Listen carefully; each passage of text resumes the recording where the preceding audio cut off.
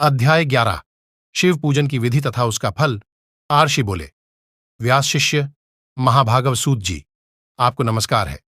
आज आपने भगवान शिव की बड़ी अद्भुत एवं परम पावन कथा सुनाई है।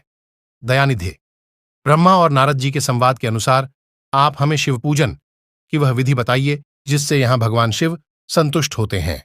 ब्राह्मण, क्षत्रिय, वैश्य और शूद्र सभी शिव की पूजा करते हैं। वह पूजन कैसे करना चाहिए? आपने व्यास जी के मुख से इस विषय को जिस प्रकार सुना है वह बताइए। महर्षियों का यह कल्याण प्रद एवं श्रुति सम्मत वचन सुनकर सूत जी ने उन मुनियों के प्रश्न के अनुसार सब बातें प्रसन्नतापूर्वक बताईं। सूत जी बोले, मुनेश्वरों, आपने बहुत अच्छी बात पूछी है, परंतु वह रहस्य की बात है। मैंने इस विषय को जैसा सुना है और जैसी मेरी बुद्धि है उसके अनुसार आज कुछ कह रहा हूं। जैसे आप लोग पूछ रहे हैं उसी तरह पूर्व काल में व्यास जी ने सनत कुमार जी से पूछा था, फिर उसे उपमन्यु जी ने भी सुना था। व्यास जी ने शिव पूजन आदि जो भी विषय सुना था उसे सुनकर उन्होंने लोकहित की कामना से मुझे बता दिया था। इसी विषय को भगवान श्री कृष्ण ने महात्मा उपमन्यु से सुना था। पूर्व काल में ब्रह्मा जी ने नारद जी से इस विषय में जो कुछ कहा था वही इस समय मैं कहूंगा। ब्रह्मा जी ने कहा, नारद, मैं संक्षेप से लिंग पूजन की विधि बता रहा हूं, सुनो।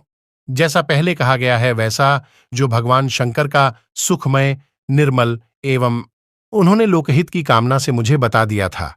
इसी विषय को भगवान श्री कृष्ण ने महात्मा उपमन्यु से सुना था। पूर्व काल में ब्रह्मा जी ने नारद जी से इस विषय में जो कुछ कहा था वही इस समय मैं कहूंगा। ब्रह्मा जी ने कहा, नारद, मैं संक्षेप से लिंग पूजन की विधि बता रहा हूं, सुनो। जैसा पहले कहा गया है वैसा जो भगवान शंकर का सुखमय, निर्मल एवं सनातन रूप है उसका उत्तम भक्ति भाव से पूजन करें। इससे समस्त मनोवांछित फल की प्राप्ति होगी। दरिद्रता, रोग, दुख तथा शत्रुजनित पीड़ा, यह 4 प्रकार के कष्ट तभी तक रहते हैं जब तक मनुष्य भगवान शिव का पूजन नहीं करता। भगवान शिव की पूजा होते ही सारे दुख विलीन हो जाते हैं और समस्त सुखों की प्राप्ति हो जाती है। तत्पश्चात समय आने पर उपासक का मुक्ति भी होती है। जो मानव शरीर का आश्रय लेकर मुख्यतया संतान सुख की कामना करता है उसे चाहिए कि वह संपूर्ण कार्य और मनोहरत के साधक महादेव जी की पूजा करे। ब्राह्मण, क्षत्रिय, वैश्य और शूद्र भी संपूर्ण कामनाओं तथा प्रयोजनों की सिद्धि के लिए क्रम से विधि के अनुसार भगवान शंकर की पूजा करें। स्त्रियों को शूद्र की भांति अच्छी तरह मिट्टी लगानी चाहिए। हाथ पैर धोकर पूर्वा शुद्ध मिट्टी ले और उसे लगाकर दांत साफ करें। फिर अपने वर्ण के अनुसार मनुष्य दतुवन करें। ब्राह्मण को 12 अंगुल की दातुन करनी चाहिए। क्षेत्रीय 11 अंगुल करके ही दत्वन करें या त्याग दें। तात, षष्ठी, प्रतिपदा, अमावस्या, नवमी, व्रत का दिन, सूर्यास्त का समय, रविवार का श्राद्ध दिवस यह दंत धवन के लिए वर्जित हैं। इनमें दतुवन नहीं करना चाहिए। उसके पश्चात तीर्थों के जल से आदि में जाकर विधिपूर्वक स्नान करना चाहिए। विशेष देशकाल आने पर मंत्रोच्चारण पूर्वक स्नान करना उचित है। स्नान के पश्चात पहले आचमन करके वह वस्त्र धारण करें। फिर सुंदर एकांत स्थान में बैठकर संध्या विधि का अनुष्ठान करें। यथा योग्य संध्या विधि का पालन करके पूजा का कार्य आरंभ करें। मन को सुस्थिर करके पूजा गृह में प्रवेश करें। वहां पूजन सामग्री लेकर सुंदर आसन पर बैठे।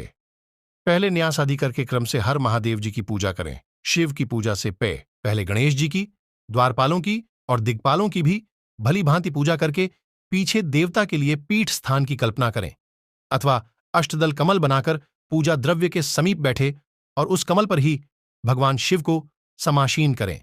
तत्पश्चात 3 आचमन करके पुनः दोनों हाथ धोकर 3 प्राणायाम करके मध्यम प्रणव अर्थात कुंभक करते समय त्रिनेत्रधारी भगवान शिव का इस प्रकार ध्यान करें। उनके 5 मुख हैं, 10 भुजाएं हैं, शुद्ध स्फटिक के समान कांति है। सब प्रकार के आभूषण उनके श्री अंगों को विभूषित करते हैं तथा वे व्याघ्र चर्म की चादर ओढ़े हुए हैं। इस तरह ध्यान करके यह भावना करें कि मुझे भी इनके समान ही रूप प्राप्त हो जाए, ऐसी भावना करके मनुष्य सदा के लिए अपने पाप को भस्म कर डाले। इस प्रकार भावना द्वारा शिव का ही शरीर धारण करके उन परमेश्वर की पूजा करें। शरीर शुद्ध करके मूल मंत्र का कर्मशः न्यास करें अथवा सर्वत्र प्रणव से ही सड़ंग न्यास करें। ओमद्यत्यादि रूप से संकल्प वाक्य का प्रयोग करके फिर पूजा आरंभ करें। पाद्य, अर्घ्य और आचमन के लिए पात्रों को तैयार करके रखें। बुद्धिमान पुरुष विधिपूर्वक भिन्न भिन्न प्रकार के 9 कलश स्थापित करें। उन्हें कुशाओं से ढककर रखें और कुशाओं से ही जल लेकर उन सबका प्रोक्षण करें। तत्पश्चात उन सभी पात्रों में शीतल जल डाले। खस और चंदन को वाद्य पात्र में रखे। चमेली के फूल, शीतल चीनी, कपूर, बड़की जड़ और तमाल, इन सबको यथोचित रूप से कूट पीसकर चूर्ण बना लें और आचमनीय के पात्र में डालें। इलायची और चंदन को तो सभी पात्रों में डालना चाहिए। देवादिदेव महादेव जी के पार्श्व भाग में नंदीश्वर का पूजन करें। गंध, धूप और भांति भांति के द्वीपों द्वारा शिव की पूजा करें।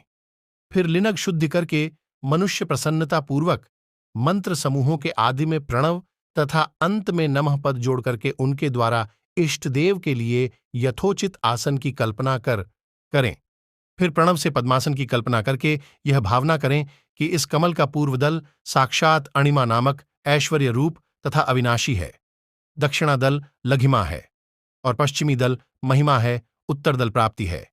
अग्निकोण का दल पराक्रम्य है, नेतृत्व कोण का दल ईश्व है, वायव्य कोण का दल वशित्व है, ईशान कोण का दल सर्वज्ञत है और उस कमल की कर्णिका को सोम कहा जाता है। सोम के नीचे सूर्य है, सूर्य के नीचे अग्नि है और अग्नि के नीचे धर्म आदि के स्थान है। क्रमशः से ऐसी कल्पना करने के पश्चात चारों दिशाओं में अव्यक्त महतत्व, अहंकार और उनके विकारों की कल्पना करें। सोम के अंत में सत, रज और तम, इन तीनों गुणों की कल्पना करें। इसके बाद सद्योजातम प्रज्ञामि इत्यादि मंत्र से परमेश्वर शिव का आवाहन करें। ओम वामदेवाय नमः इत्यादि वामदेव मंत्र से उनको आसन पर विराजमान करें। फिर ओम तत्पुरुषाय वैदेही इत्यादि रुद्र गायत्री द्वारा इष्ट देव का सानिध्य प्राप्त करके उन्हें अघोरभ्य इत्यादि अघोर मंत्र से वहां निरुद्ध करें। फिर ईशानाम सर्व विद्यानाय इत्यादि मंत्र से आराध्य देव का पूजन करें। पाद्य और आचमनीय अर्पित करके अर्घ्य दे। तत्पश्चात गंध और चंदन मिश्रित जल से विधिपूर्वक रुद्रदेव को स्नान कराएं। पंचगव्य निर्माण की विधि से 5 द्रव्यों को एक पत्र में लेकर प्रणव से ही अभिमंत्रित करके उन मिश्रित गव्य पदार्थों द्वारा भगवान को नहलाएं।